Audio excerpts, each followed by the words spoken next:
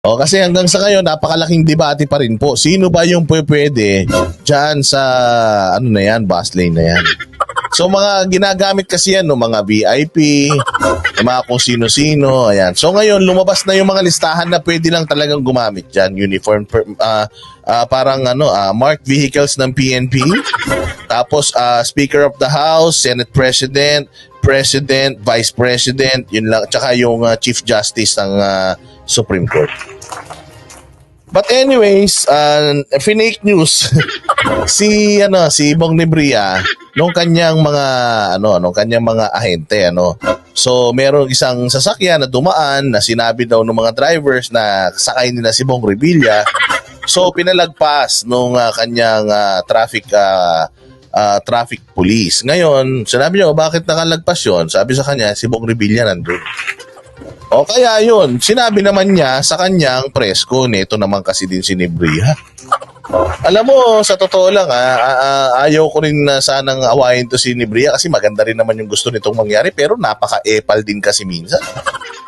Alam mo, parehas ng kainibusita na epal eh.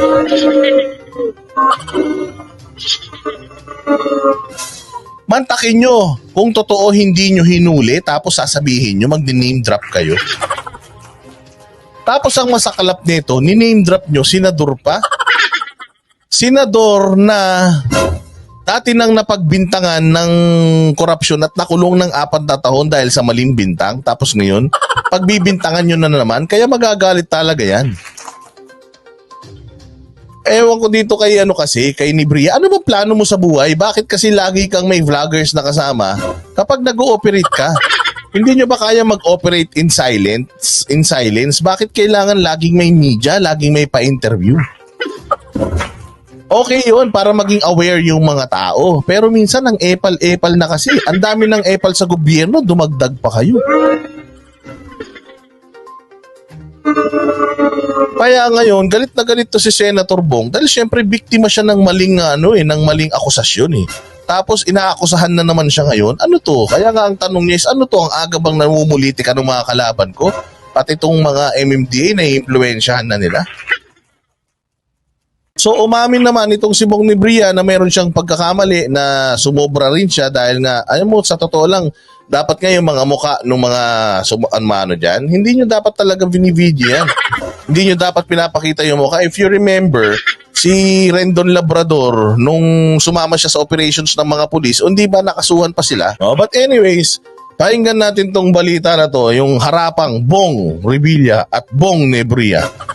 O si Bong Nebria, medyo napansin ko, medyo mayabang din talaga. Alam mo, dati inis na inis ako dito. Kasi pagka, nung kay PRD pa nun, kapag ka nananaway sila, yung mga nagtotow sila, pagka mga mahihirap, talagang pinagagalitan niya, sinisermonan niya, hinahabol niya. O talagang may media, talagang may vlogger, talagang sinisermonan niya. Pero kapag mayaman, maganda yung sasakyan, lagi siyang malumanay magsalita. Doon ako inis na inis dito. Pero pag normal lang, nakamotor lang, dati yun normal lang, nakamotor, nakaganito lang, talagang kung sigaw-sigawan niya, kala mo, nakapatay ng tao yung so ngayon, ayan na, sabi nga natin, meron laging makakahanap ka ng katapat mo. Maaaring yung mga unang ginagawa mo to, okay lang, pero makakahanap ka ng katapat mo dahil sa kaipalan mo. Ayan na, play natin. Si Colonel Bong Nebria ng MMDA matapos sabihing convoy ni Senator Bong Revilla ang pasaway na dumaan sa EDSA busway. Kasunod dyan, nagharap sila sa Senado kung saan nakatikim ng sermon si Nebria. Nasa frontline ng balitang yan, si Mean Los Baños.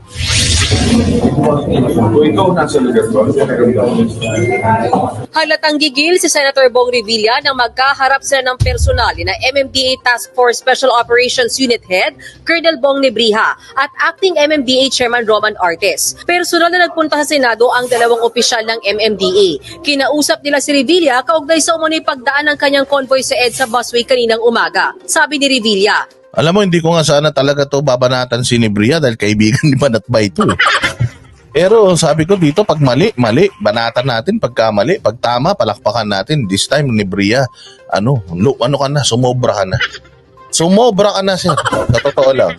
Hindi yan totoo at nakakasira ng pangalan ang pag-name drop sa kanya ni Nebriha. Ako, bugbog na ako sa maling paraan. Sir, I have no Okay. intention. Tignan mo, nagsasalita pa si Bong Revilla, sumasabat ka. Bastos ka eh. Ha? Ha? Ano naman, baka naman pwede napakadaldal mo rin kasi. Pagsalitain mo yung senador, siya yung pinagharap pa nga kayo din. Kaya siguro to sinuspindi nung boss niya eh. Dapat to, wag na ibalik, kaya mo na yun. Gusto mong lagi ka nasa balita, ano ka na lang, reporter ka na lang, ni Bria.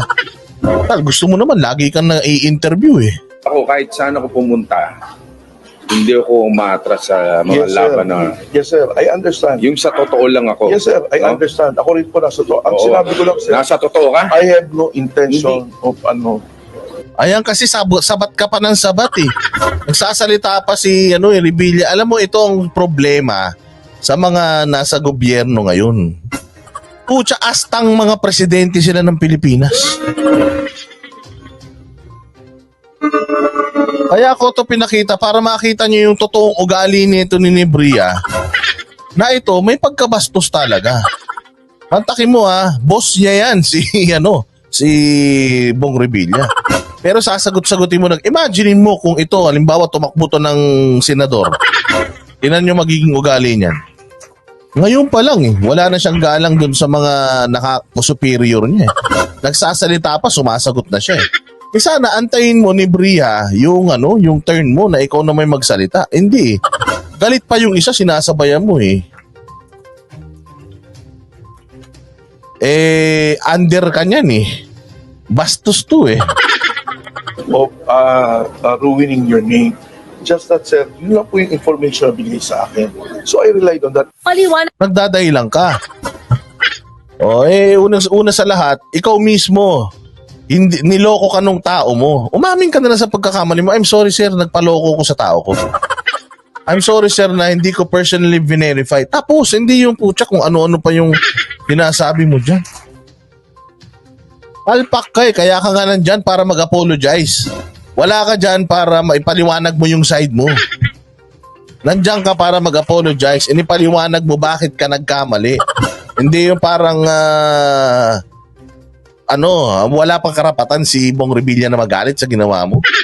Nananahimik siya tapos nadrag yung pangalan sa walang kakwenta-kwentang violation na yan. Ang init-init ng kaso ng issue na yan sa bus lane. ni Nebriha, sinabihan siya ng traffic enforcer na nakita nito mismo si Senator Revilla na sakay ng sinitang sasakyan sa busway. Ang ending, hindi tinikita ng driver at hinayaan na lang na makadaan. Ikinagulat naman daw ni Revilla na nabanggit ang kanyang pangalan. Gayong nasa Cavite pa siya nang mangyari ang hulihan. Sa sobrang inis, nanawagan siya nung una na iparicall ang budget ng MMDA pero binawi niya rin kalaunan. Sa Senado, nagsorry si Nebriha kay Revilla. You apologize to the public. Yes, sir. Yes, sir.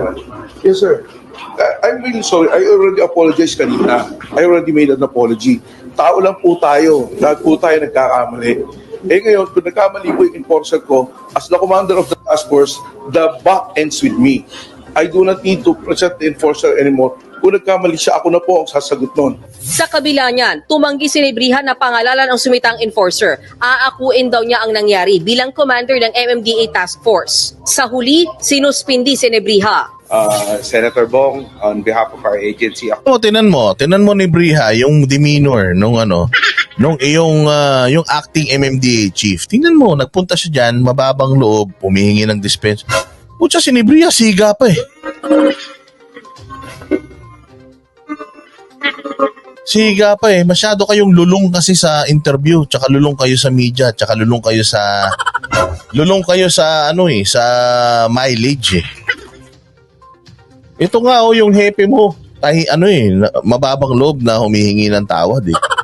Tapos ikaw nagdadahilan ka pa. Walang hiyang walang hiyang MMDA ako mo mismo, personal na humihingi ng pamahin sa inyo.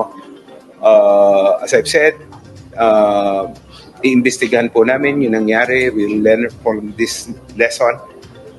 In the meantime, we'll suspend si Colonel Bong dahil may mga pagkakamali siya, may mga lapses. Tatagal daw ng 2 linggo Yan, palakpakan natin. So, suspended. Sana wag nyo nang ibalik yan.